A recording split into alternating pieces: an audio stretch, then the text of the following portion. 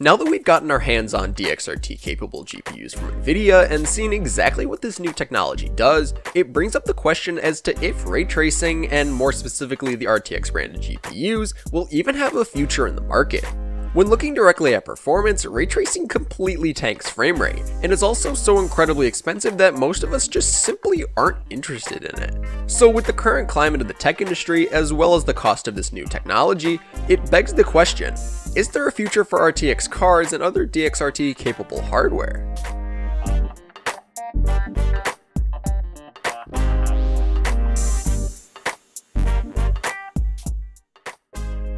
Okay, so let's first discuss what makes these cards so much more expensive than previous generation GPUs. The first thing to consider is that the chips are physically bigger and are using a more modern manufacturing process.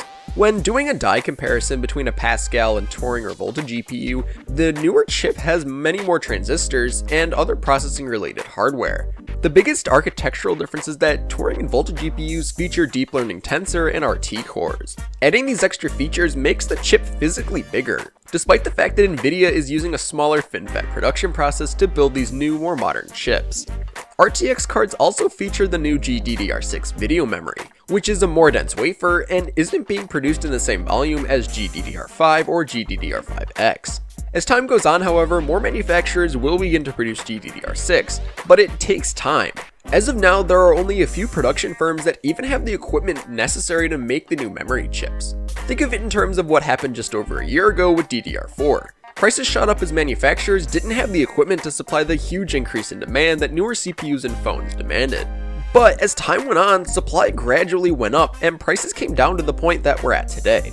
The same thing happened with GDDR5 a few years back, and the same thing is just happening now with GDDR6. Overall, the new tech in these cards just makes them more expensive to produce. Now, is $1,300 for a 2080 Ti a bit much? Yeah, for sure. I'm not denying that. And do I think that prices should be lower? Oh yeah, totally, for sure. But this high price is very common for new hardware.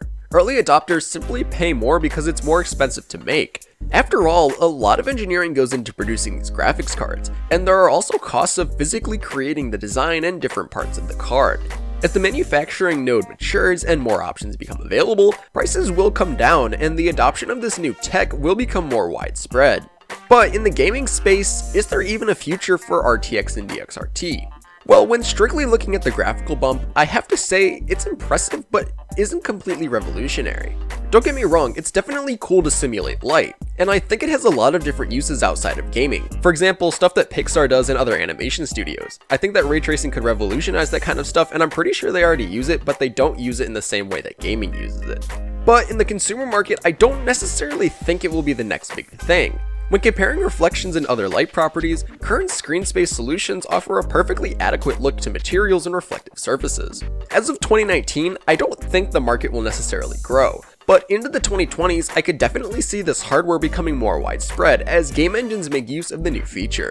As of now, if you're deciding between an RTX and GTX GPU, it just makes more sense to go with something like a GTX 1060 or even the GTX 1660. In a few years, DXRT compatible hardware will become cheaper and more budget friendly, but for now, just stick with GTX if you're looking for a mid-range or budget GPU.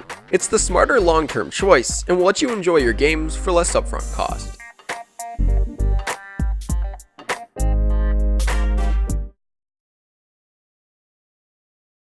So thank you for watching, and if you enjoyed, don't forget to leave a like and subscribe, and click the bell icon so you'll be notified about all our future uploads.